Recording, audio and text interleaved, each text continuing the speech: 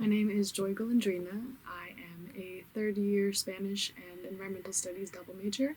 My name's Riley. I'm a third-year environmental studies student. I'm also doing a minor in biology. When I was in my senior year of high school, I was in an AP government class, and we had to read something for class about Greta Thunberg, and I thought it was really interesting. And so when it came time to actually choose my major, it was kind of a no-brainer for me. I originally applied for kinesiology, but I wanted something that would allow me more time to travel and see the world. There's I would say, a pretty tight-knit group of students who are in the program, and I think a lot of us make our voices heard on campus and around campus. Out of all of the places I've been to, Seattle University is doing a really good job and trying really hard to be more sustainable.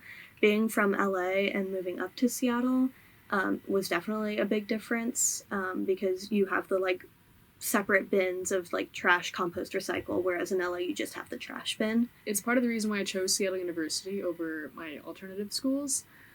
Seattle University and the CEJS program here, the sustainability programs that we have. It's a green campus. It's a pesticide-free campus. We have a lot of programs to make sure that we hold ourselves accountable to stay sustainable and choose sustainable practices whenever we can. And I think that's something that Seattle University and Seattle in general are pretty good at. I was with grounds, so I know the compost goes out and gets composted. I know a lot of other places say they have compost and then kind of just throw it into the trash. The CEJS group, and there's student interns that work with them, and they set plans every year, and they have students who assess data from how we're doing. So I think it's just general cleanliness of our campus is really nice. When I did my study abroad program, they wanted me to input how many flights I went on, how on an average day, how far I drove. If I was traveling from that country to different countries, they would want that flight information just to be aware of what emissions are being produced.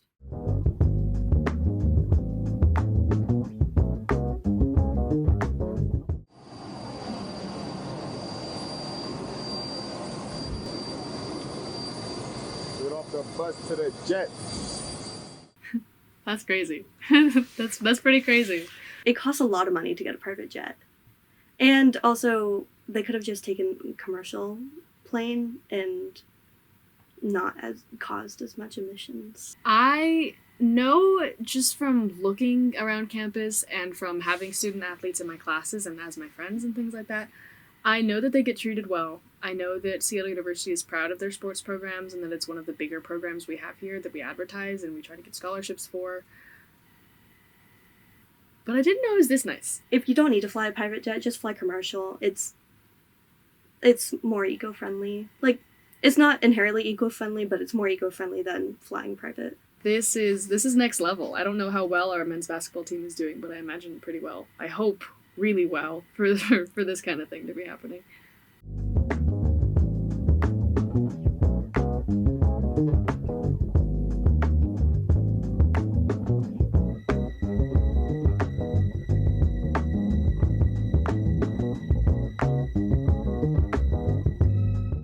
Jesus Christ. 50,000? Wow. Well, that's crazy. It says Seattle to Texas. But it's definitely a lot less to fly commercial, to buy the individual commercial seats. It's a lot of money. I think it's almost tuition for 2 years, or depending on scholarships, 1-ish, 2-ish years here.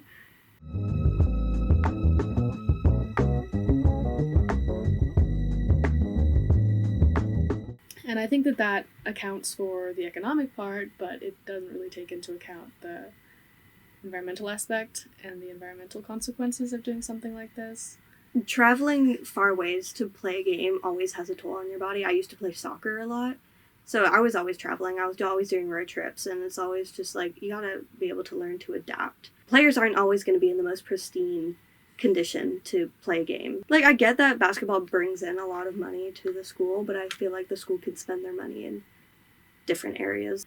They also just raised our tuition, which is really frustrating. I imagine that flights are stressful for athletes, especially people who are trying to get ready for big games, but I'm a little anxious about the environment at any given time, and this isn't really helping either.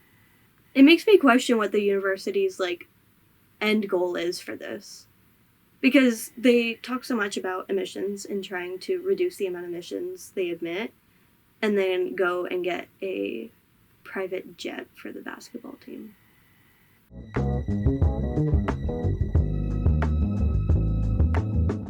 It's just a little bit confusing because why are these teams so far south?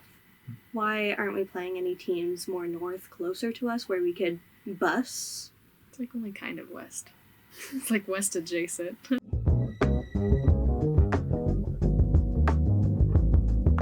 Not get a private jet for the basketball team. That's weird. Spending that much money on a private jet is absolutely insane.